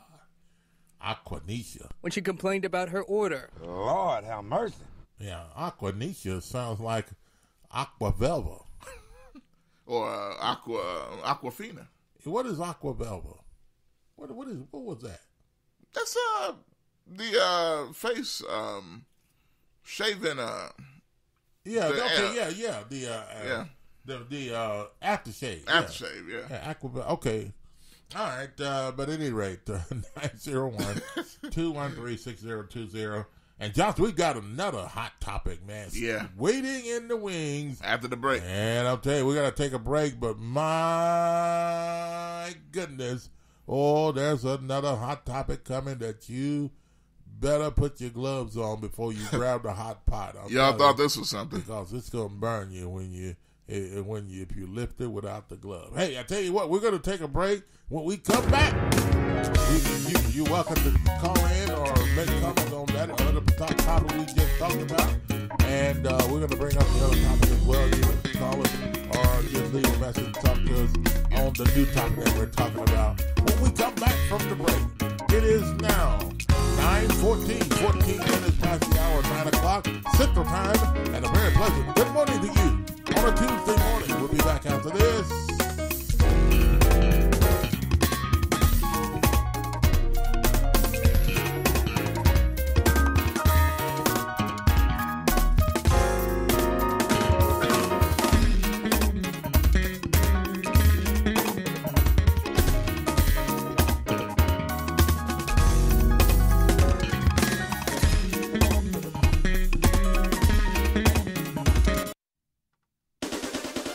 Listening to TalkBackLive with Bob and Josh. Talking about current events and topics that matter. This is Sergeant Chris Richardson with Tennessee Highway Patrol. Pedestrian safety is a two-way street. Both drivers and walkers need to do their part to keep roads safe. When you're walking, remember, the drivers may not always see you, so remember to use these tips to continue to walk safely. Wear bright clothes, always use crosswalks, and obey signs. Lights and reflectors should be used. And finally, keep alert and do not walk distracted. This message is brought to you by the Tennessee Highway Patrol. CJU's Appliances, located at 3530 Jackson Avenue here in Memphis, Tennessee. Call them at 901-487-7882. CJU's Appliances have the best prices in town. Sales and service, heating and air. Also the best appliances you'll find anywhere in the Mid-South. Refrigerators, microwaves, stoves, washers and dryers, deep freezers, dishwashers, whatever you need in used appliances. And folks will tell you they're the best used appliances anywhere you'll find. That's CJU's Appliances, 3530 Jackson Avenue. All appliances come with warranty. You can call them at 901-487-7882. Again, 901-487-7882. CJU's Appliances. Graphic Printing, located at 890 East Range Road in Memphis, a complete print shop for all your printing needs.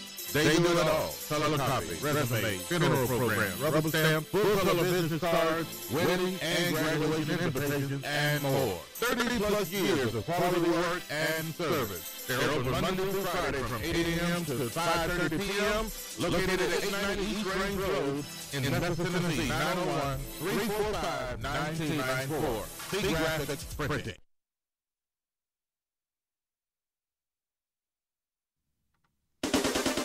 You're listening to Talk Back Live with Bob and Josh.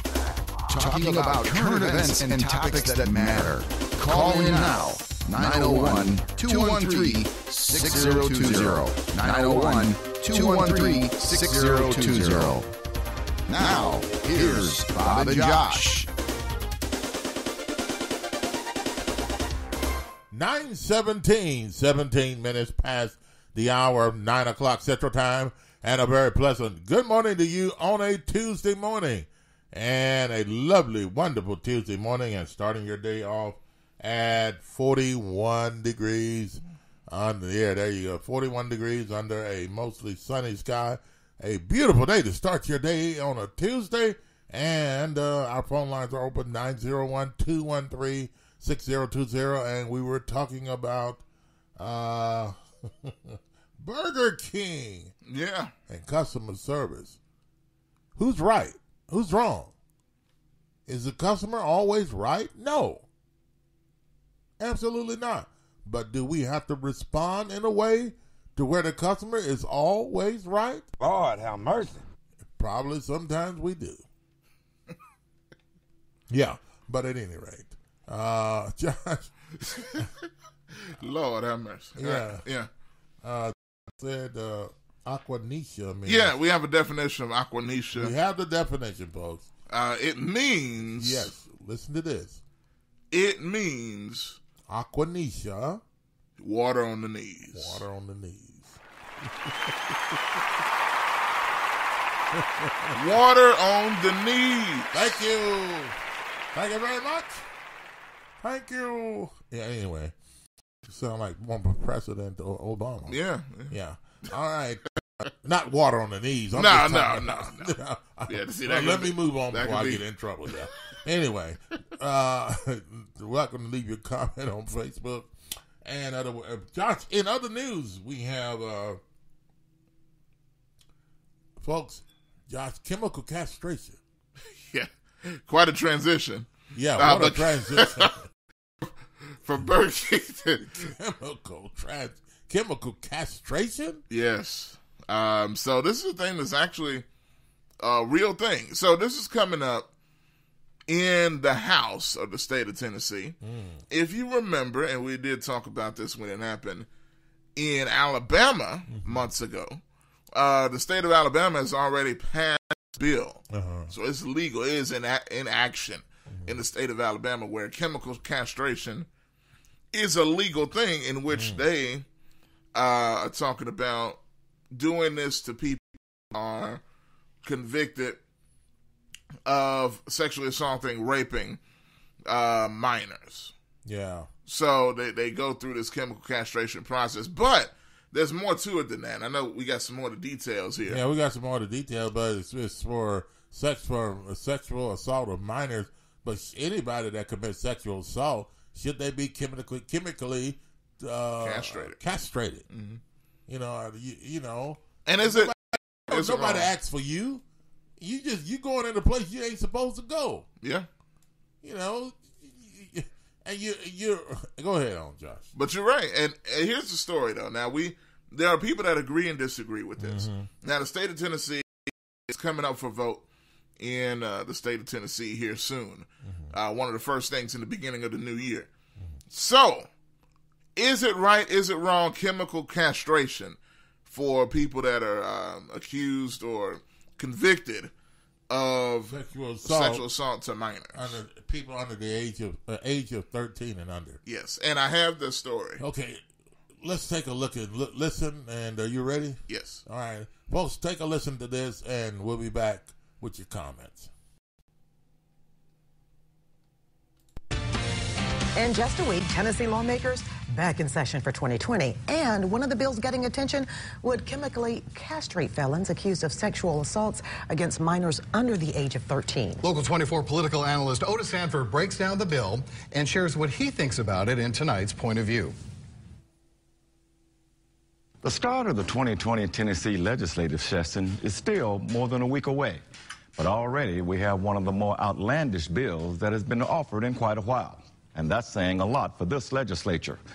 The proposal would require anyone convicted of sexual assault against minors under the age 13 to undergo chemical castration.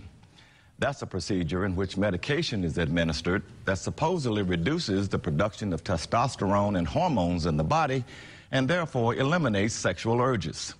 The bill is sponsored by Republican Representative Bruce Griffey of Paris, and it would apply to any convicted sex offender as a condition of parole. Once released from custody, the offender would have to continue taking the castration treatments, all at his expense. Stopping the treatments would violate parole and send the offender back to prison for the remainder of his sentence. The bill is similar to one that was signed into law last year in Alabama.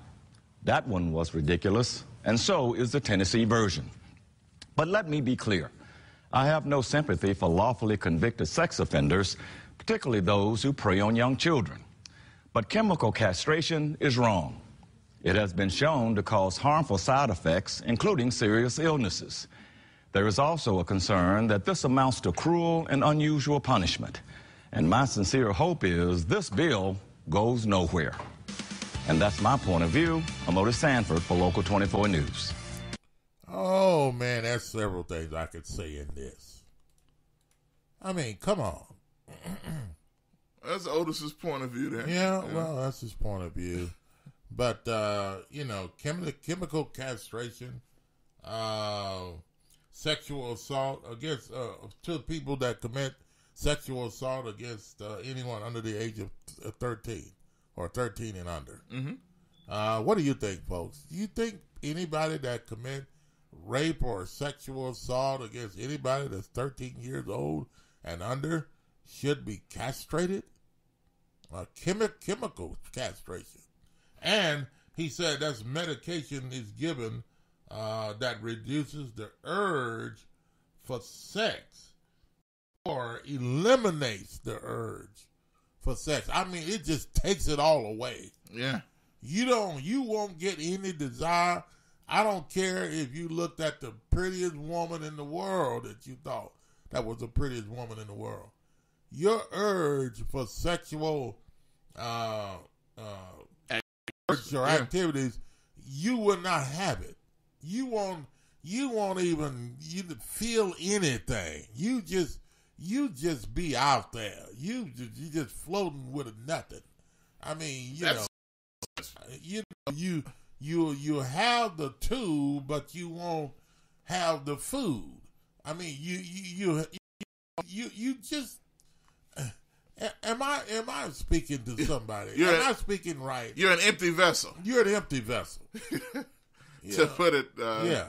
Yeah. I mean, so Do you think and do you believe that a person that commits a sexual assault against a person 13 years old and under should be chemically castrated?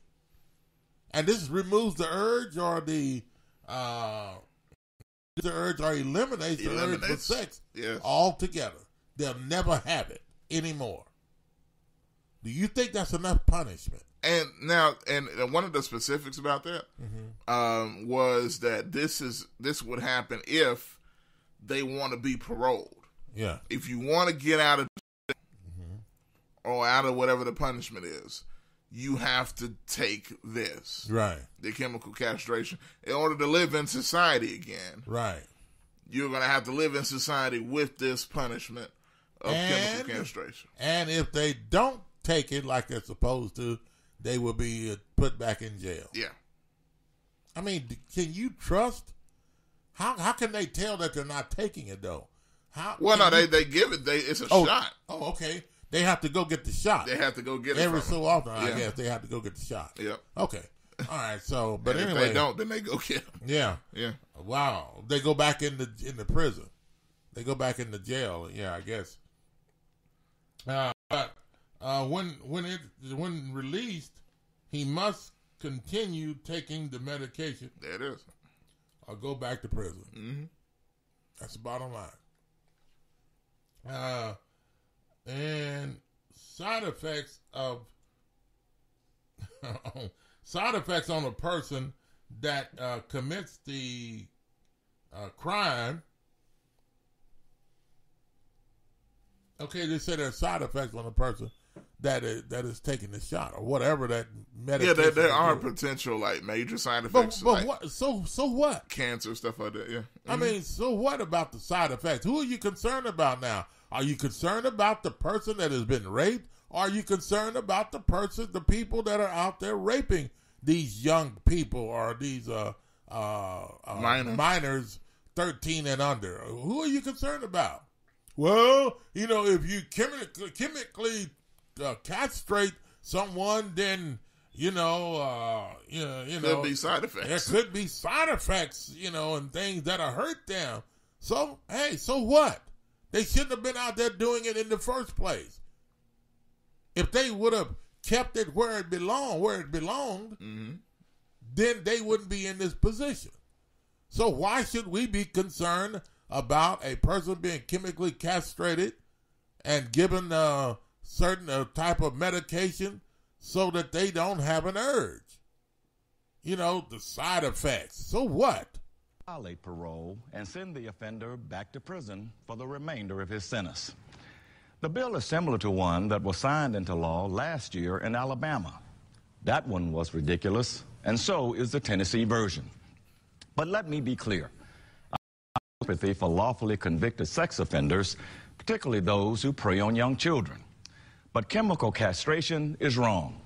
It has been shown to cause harmful side effects, including serious illnesses.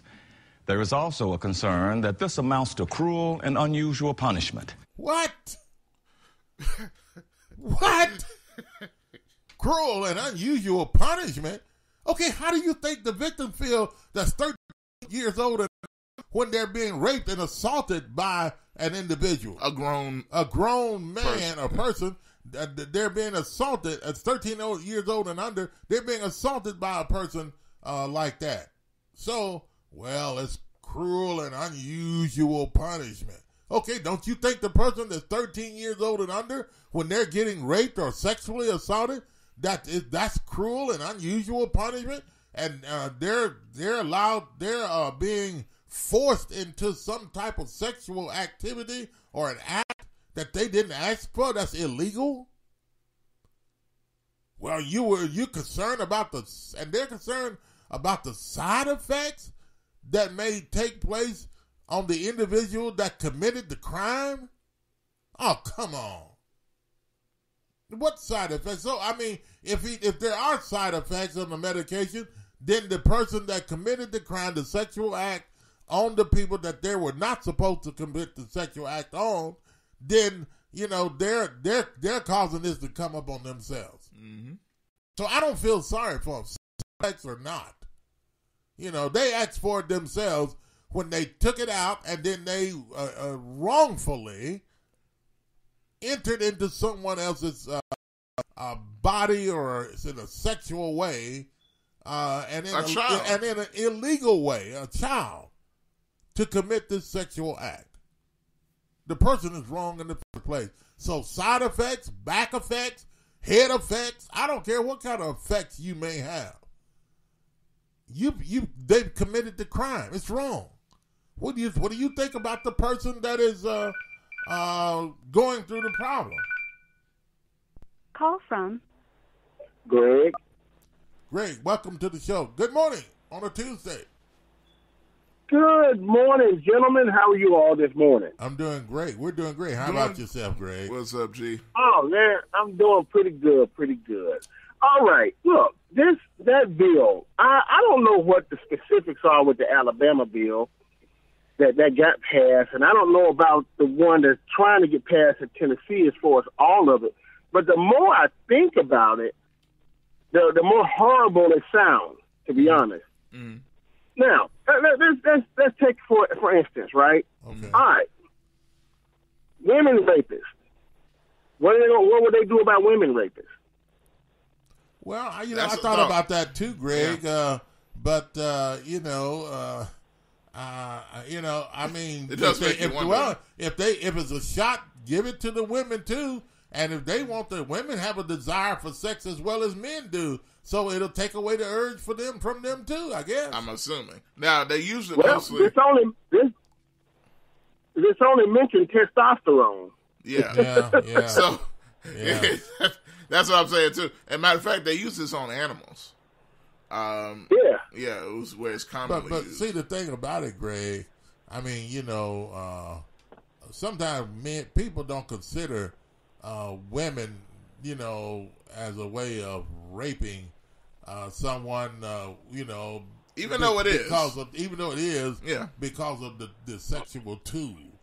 A man can do all kinds of things and damage with the invasiveness, that type of thing. That's the best way to put it, but that's the way I think they look at it with a man. I don't think it would be the same thing as far as with a man and a woman. Now, here's my thing too. Yeah. Okay, and I know that's the first part, but go ahead to your second part, Greg. All right, so we do understand there's a difference between when a woman rapes a male, when a male rapes a woman, right? We understand that that the common sense part is there's a difference, but the law doesn't go by common sense. It shouldn't, Now, second part to it is so now we're talking about what rape are we talking about exactly? Because all rape is not the same, right? Now, the law says rape is rape, but we all know rape is not rape in all cases, right? Mm-hmm. All right, let's just say the 13, 14-year-old fast-tailed little girl meets a guy on social media and goes and has sex with him. Okay. Now, is that going to be the same? Is that guy going to fall into the same criteria? Okay, so you're saying girl, she goes and she voluntarily commits the act and says she's 13 years old and she goes out and meets a guy that's 23 or 32 and then lays down with him voluntarily, and he may jump up and cry wolf or cry he raped me and all that other kind of stuff.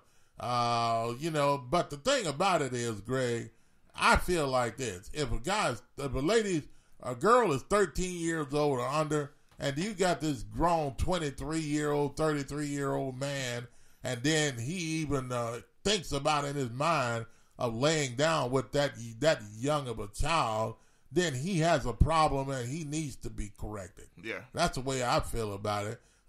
Even though but the girl, correcting the problem. Even though the girl may present it to him, he should be man enough and adult enough to tell her, young lady, you need to do the right thing, and that's not the right thing to do, and you need. I'm not doing and he needs to be teaching her and training her in the way that she should go and what is wrong, and tell her it's wrong to even offer someone like me or my age or See, your body. That's the main thing to me. Like, even, look, I don't even think it's the guy. I mean, it'll be good if you do, but I don't even think it's necessarily the guy's job to be, especially if you're not the parent of that kid or whatever. Yeah. You just say no and you get out of there. No, and you go on. Yeah. But and then then too, let the girl. I mean, it's if he wants to. Yeah. As a young lady, you need to go and take care of yourself, get an education, be a woman, and grow up and obey your parents and all that other kind of stuff. Because, I don't agree with what you're trying to do, and you need to take care of yourself and don't present yourself out here, as some instrument that you chop cotton with. Yeah, but what wow. You know what? I didn't catch that. I didn't catch it until later. Wow, that was great. Anyway. But go ahead, Greg. Yeah, but all I'm saying is, is he going to, would that bill be cut and dry, or would they allow for those gray areas? Because honestly, there are the gray areas. I mean, that's when I say the common sense part of it. Now, the law was the law. Rape is rape. Statutory rape is rape. Yeah. There is no gray area. Whether the young lady presented herself, as that or not, it's still statutory rape. Yeah. As well it should be.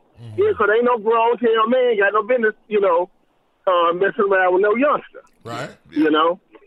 But what I'm saying is, okay, so let's just say a guy gets caught, get his stupid self caught up in a situation like that, and they give him, they give him this sentence, right? Yeah. Now, the conviction for a life is not life. It's not life. So let's say the guy gets 7 years, right? 7 years of these injections of chemical castration. Let's say he gets cancer from it. Now he has a lifetime sentence, but not under the law. Yeah. Well, and that's what I said. The more I hear what you're saying, though, Greg. But who started it, though? Well, it doesn't matter, though. We give them a penance of 7 years under the law, but now he has a lifetime, sentence. But he initiated he initiated it by raping or sexually assaulting a young girl that's 13 and under. Yeah, breaking the law. So he broke the law. That's fine. Whatsoever a man sows, that shall he also reap. It don't say he may not reap it. He may not reap it right then, but then the process of it may continue. That's his fault for doing that, though. Those are the consequences of a particular thing, or consequences of sin, of doing the wrong thing. Now, can I ask y'all this? Can I ask this to that point? Yeah. To that point. Can it be considered the same thing if, let's say, any other crime, right, and they go to jail, and the person gets killed in jail by somebody else that's there? Right. They were only there to serve 3 years for something. Right. Somebody that was there to serve a little longer there and just happened to be in the same cell. Dude gets killed. Yeah. Now, is that the similar situation where it's just a consequence of being in there in the first place? Well, can that be compared? It's the consequence of being in there in the first place. He did whatever he did, but he went to jail and he got killed in jail. Okay. Should you blame somebody else for that? For him getting killed in jail? Well, I mean, they could do whatever they want to do, but his getting killed in jail was as a result of whatever he did initially. So, what do you think, Greg? Because that's just a situation. That's okay. I don't know. That's different, and we could probably what if that to death. But yeah. My point was this: a guy goes to jail for 7 years. He gets out, right? He served his time. He served his debt to society. He paid his debt to society, rather. Okay. Now, let's just say he can't. Now he can't get a job, right? Right. He can't get a job. Nobody will hire him. But now we have programs in place to try to help those type people. They can't get jobs because they went to prison, right? Now, because we don't think it's fair to be constantly punished for something you paid your debt for. Yeah. right? Right. Well, All right. Like I said. I mean, you know, I wouldn't say constantly. It's not the right to be constantly punished for what you did. It's as a result of what you did. Is there's a effect or a stigma. You know, that continues for your actions. You've you've done the wrong thing, and now you're reaping the effects of what you've done. After effects. You know, after effects. So it's almost like, if you think about it, as just a comparison I have, it's almost like you get out of prison, like you say, there's usually going to be some after effects of trying to get a job, trying to get work. You know, a stigma on you, whether the or not. You know, I mean, prison is just one of those things that you're gonna have to deal with. Well, but isn't that the reason that you went to prison? You know, or to pay for, and you reaping what you're sowing. Yeah, I understand that, Greg. But at the same time, people know that you went to jail. Then some people are gonna say, okay, we're not comfortable with having a former jailbird or somebody on the job here, or whatever the case may be. Well, think about it. You know, but see, here you go, Greg. People have to think about what they do before they do it, because when you do it, it doesn't mean, okay, it's going to last for 7 years just because you go to jail for 7 years. Now you're out. That seed has already been planted, and that seed is going to come out. It's going to produce more than it would if it had not been planted in the first place. So when that seed is planted, when that thing is done, you may spend 7 years in jail, but after you get out, there are other consequences of things that may continue because of what you've done. Just because your time is up in jail doesn't mean your time is up for the thing that you've done, because people or situations and circumstances may continue on thing that you've committed just because. And so to that, and then even think about this. Even if they aren't castrated, right? Think about whenever they get out. You know, that's a pretty bad crime. You get out, that stigma's going to be on you. Yeah. Like, you think, look, future relationships with women, future relationships with anybody, a job that you apply for, all of that stuff is already working against you because of the terrible thing. People look at that, and they're not even going to feel comfortable working with you, let alone anything else. So that's kind of like, that's automatically going to happen. Yeah, that's just like saying, okay, well, they've been in jail. They've served their time, so you know, even though they sexually did some things, assaulted someone or murdered someone, you know, we should just forget about it. They served their time. Come on, go to work with us. People have to get to the point where they feel comfortable about those people doing that. And when you commit that crime, all of these things that go into effect. That, you know, you're not only just serving your time, it just don't with everybody. It may end there with the jail system, but with everybody else, people are still thinking about what you've done, and it may continue. So what you think, Greg, today? Yeah. I just, you know, having worked in the prison system just for a few years, yes, sir. You know, some of those people, deservedly so, should never get out. You know, because they're not going to ever stop doing what they were doing. And right. You know, when I was working in some of them, you could tell they were never going to conform back to a regular society. Yes, sir. They were never going to be reformed. You know, some weren't, but some were. Now, there were truly some people in there that got caught up in terrible situations, you know, got caught, you know, and I've met some since they got locked up, male and female, since they got down, they're upstanding citizens now, you know. Now, some had a tough road to hoe, you know, when they got out for several years and, you know, didn't give up, and now are, you know, pretty good and upstanding. Were able to get their foot in some doors, but it was hard. It was hard to see some of them, you know, 3 or 4 or 5 years after they got out, still doors being slammed in their face. It was hard to talk to some of them. That's true. You know, because they, you know, And the one side of us is like, well, you did this to yourself.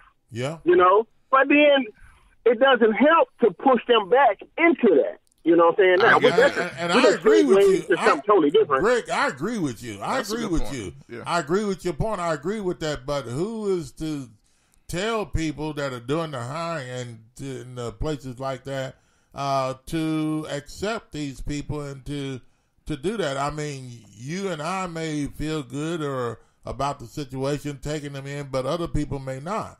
But and if most people feel that hey, at this particular point, I don't feel comfortable with accepting these type of people, then those are the type of people that, they have their right to feel that way. Now, and for whatever reason, that's up to them.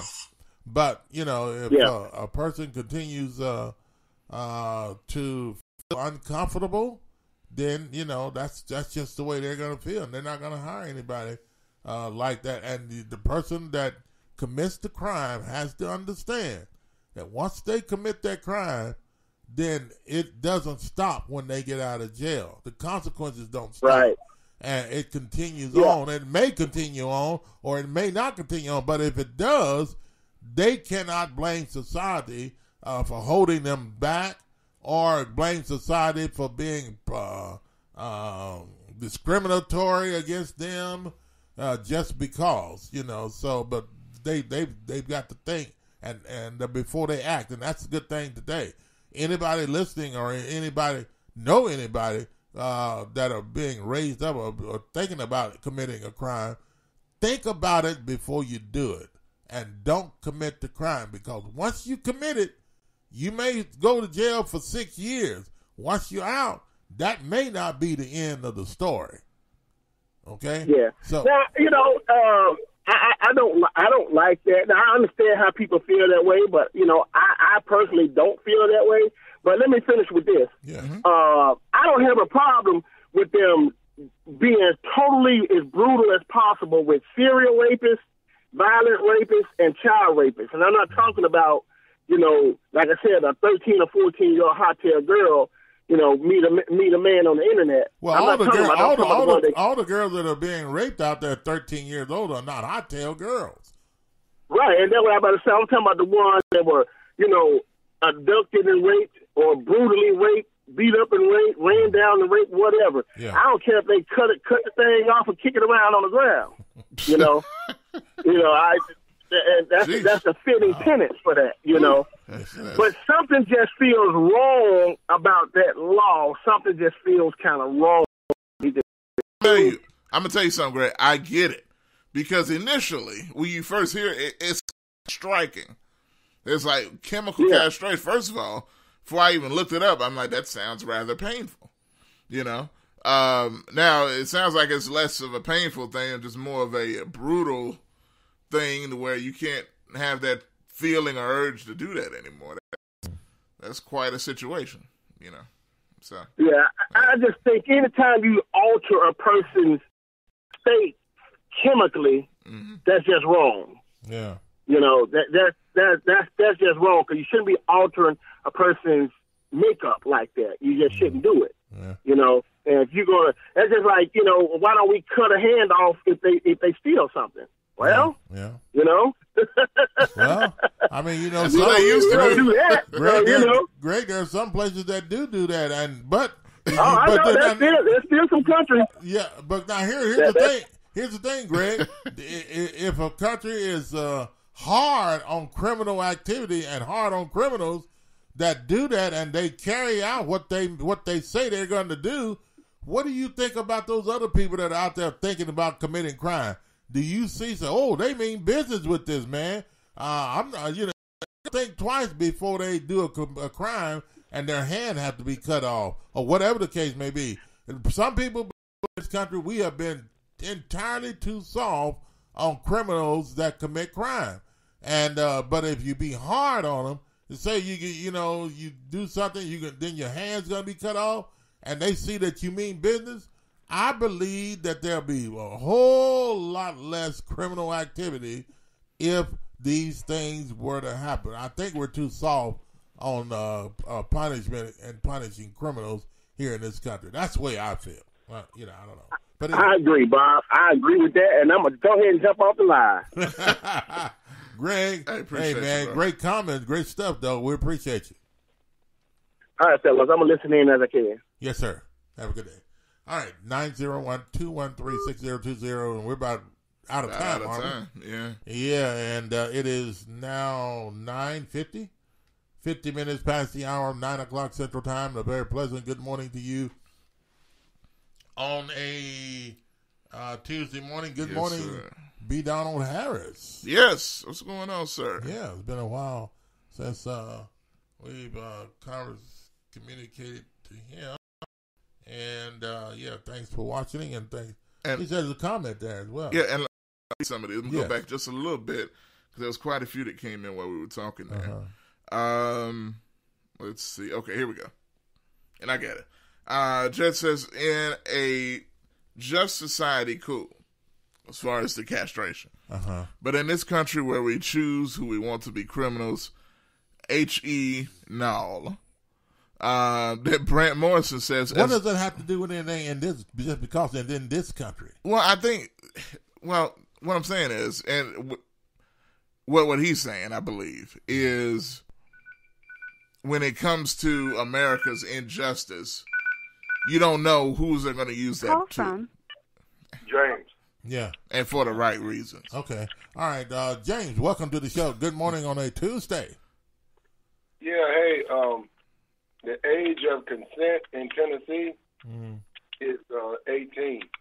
Okay. And so what you're saying, James, if a girl is 13 years old and then she agrees to have sex with a 22-year-old, 33-year-old, she's not old enough to make a decision for her own self.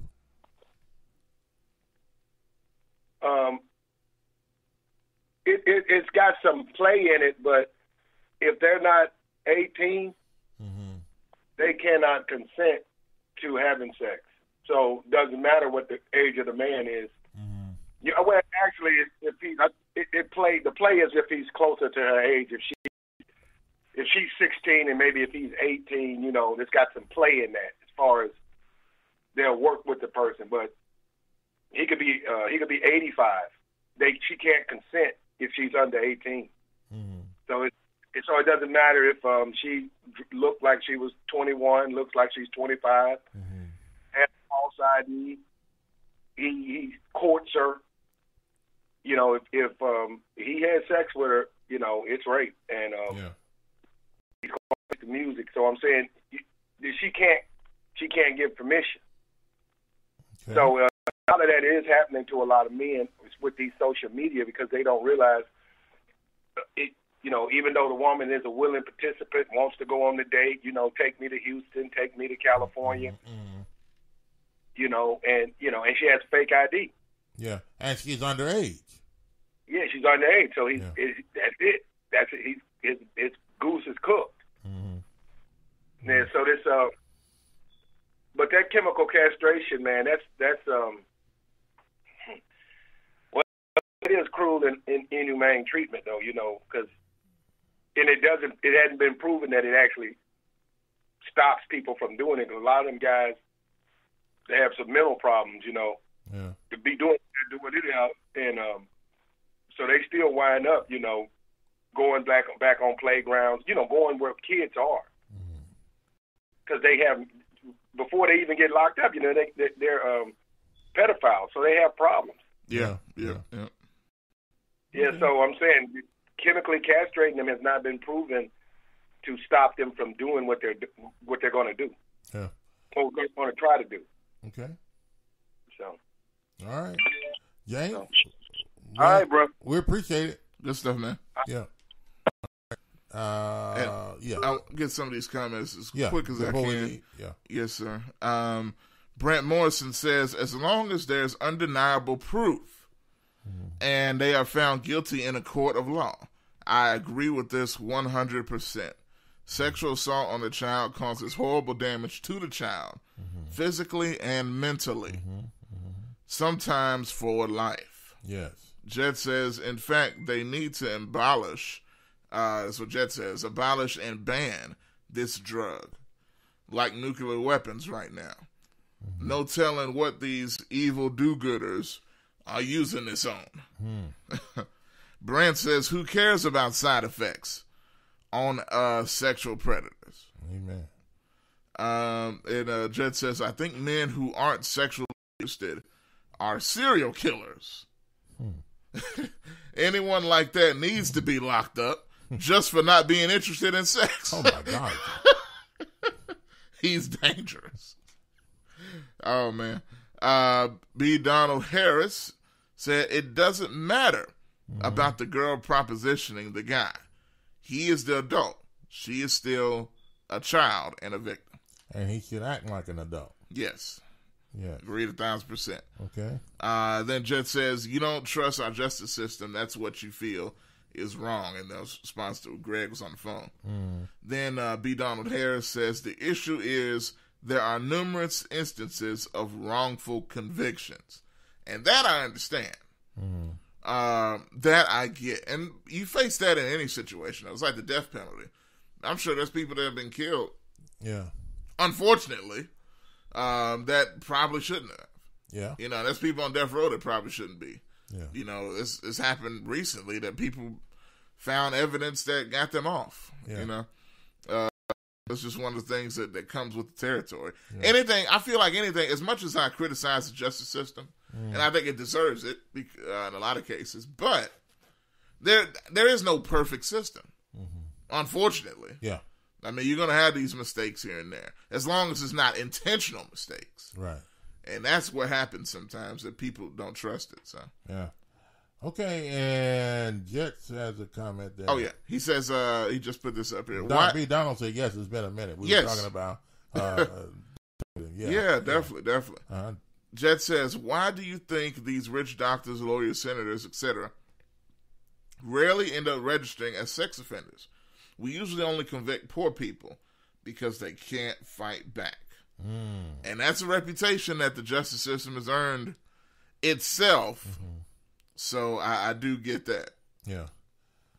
Well, we usually only convict poor people because they can't fight back. Well, whether they poor or rich, if they commit the crime, then they need to do the crime. Agree. If you poll folks and you commit sexual assault on anybody, especially on 13 years old and under, then, hey, we shouldn't take it easy on you because you're poor. You need to do the time. You need to be punished for the crime. And I don't feel sorry for them as far as chemical castration. I don't feel sorry for them. Well, the side effects, what they go through, I don't care. They shouldn't have in the first place. And stuff like this being hard on criminals will make other people think twice before they commit the crime. And I think that's taking care of the situation as far as crime is concerned, as far as in our country. And let me say this real quick, because I just thought about this when Greg was talking about it. And I understand what he was saying, but I think you got to look at it like this. One, you gotta kind of get past the shock of the word chemical castration, because I think people think it almost sounds like torture, and it kind of is to a degree. Really, it's almost unprecedented to have something like that done. It's not the death penalty. Yeah, to people, so I get why it'd be kind of shocking. But let's look at it this way. I think it was Brent Morrison that said this, right? Think about what a sexual assault does to that child. Yeah. Think about it, not just in the moment. Right. It's going to linger. They're going to be grown and still have to deal with this. Absolutely. So why not let these people that do this linger with an issue that they're going to have to deal with for the rest of their lives? And then, and it's tit for tat. And then they you let them out and be easy on them. They going on about their lives, having families and working and being able to get in place, and then you still want to make it easier for them to be able to obtain things because of their criminal record and activity, trying to make it easier for them. But the person that has been assaulted or the victim, the victim, they're still going through their problems. Yep. We've forgotten about them. So we must not forget about the situation. And I'm gonna tell you something. In their situation. And I'm gonna tell you something else. I guarantee you, he won't forget either. Yeah. The person that did it. Yeah. He ain't gonna forget because of that, constant medication he's gonna have to be taking all the time. Yeah, absolutely. That scar. Look, guess what? If he scarred, like you said, if he scarred that person, then why should we be concerned about him constantly taking the medication and being scarred and the side effects? He scarred somebody, so he should be scarred as well. Mm-hmm. We shouldn't forget about the person that has already been a victim and let the other person go free. If we let them know we're going to punish them for their situation, then maybe it would stop that type of criminal behavior and activity. Well, and the last comment that came in here, B. Donald Harris says, Jet says, who doesn't think this country wouldn't systematically target black people? And I think that can be, how? Like, in this particular instance, as much as the racism effect, I understand that. But I don't really see how, unless they just do this to black rapists. And now, like honestly, now, I wouldn't be cool with that, but we'd have to see that happen first. Yeah, well, yeah, we shouldn't assume that this is what they're going to do to black people. Yeah. B. Donald Harris says, the punishment definitely fits the crime. Okay. Arnez, thanks for watching. Jet has the last comment. We'll read this, and then I think we're out of time. Yes. Jet says, I don't feel sorry for the criminal either, but I feel sorry for the black folk who the system will just select and accuse them of rape, publicize it in the media to make it true, then convict them in order to sexually control them. Be careful what you wish for. Well, if they're black, keep it back. Keep it in your pants. If you're black, you think that's going to happen to you, then keep it in your pants. Don't even think about the sexual assault. Don't risk it. Yeah. You get married and you could swing it and do any kind of way you want to then. But if you're black, hold it back. If you think that's going to happen. That's going to do it for the show today, folks. And thanks for all your comments. Thanks for listening. Thanks for watching. And thanks for the phone calls. Hey, been a wonderful day today. Yes. And go out and enjoy the beautiful day coming up. And hey, it's been a pleasure for you watching us today. Been a pleasure to be on today. And later on, I guess Josh will do TalkBack Live Sports. It'll be 2 o'clock. 2 o'clock again today, and so stick around for that. And hey, tell you what, thanks again for joining us today. Hey, we're out of here. Have a wonderful day today. Be blessed and enjoy the weather. Be careful on the interstates. Interstate 240 as you're traveling around the Mid-South. You're leaving the Mid-South I-40 across the bridge or coming in from Jackson, Tennessee, Nashville, Tennessee. On the 40 exchange, be careful as you approach the area. Things may slow down in certain areas. Follow the lead of the traffic and be careful out on the road.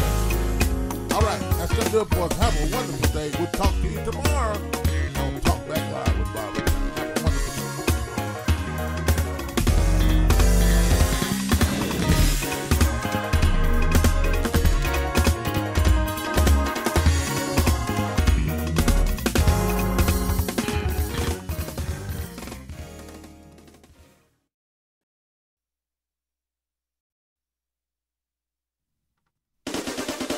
You're listening to Talk Back Live with Bob and Josh. Talking about current events and topics that matter.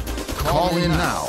901-213-6020. 901-213-6020. Now, here's Bob and Josh.